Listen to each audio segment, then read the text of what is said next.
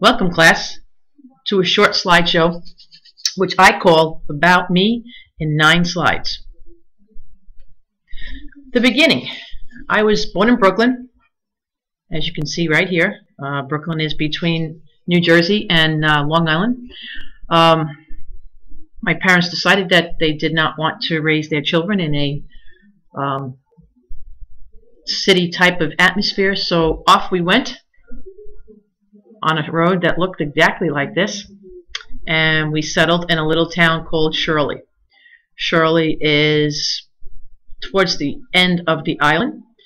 Here is Fire Island, and the Hamptons are over here, and Montauk is just to the east of that. I enjoyed my time there, playing in the woods, picking blueberries, raspberries. It was very country. We had chickens, ducks, geese, sheep, and we had a big farm. I went to school at William Floyd High School, William Floyd Elementary, then William Floyd High School. The school was named for William Floyd, who is a signer on the Declaration of Independence. He was a general that fought in the Revolutionary War, and he came from this area, his birthplace, and probably 3 or 4 places he stopped and stayed along the way on Long Island are actual historical landmarks. The rest of my roots. I played the saxophone, I played field hockey, I played softball during my formative years, and I read a lot of books.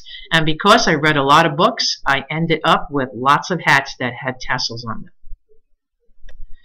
My education. I graduated from high school and then went on to the College of Mount St. Vincent, and this is a photo of it.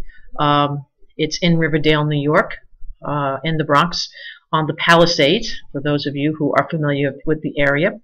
I finished my 4-year degree in English and education, and off I went to the University of Bridgeport, and here's a photo of the University of Bridgeport, in Bridgeport, Connecticut, and studied education and remedial reading.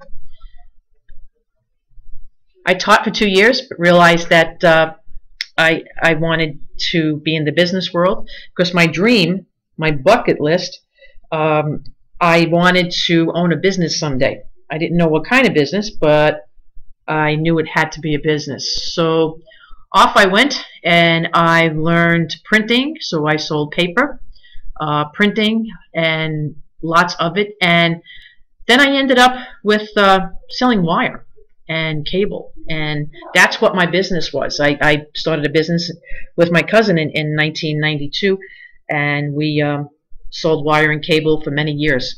At some point, my days of wire and cable were limited.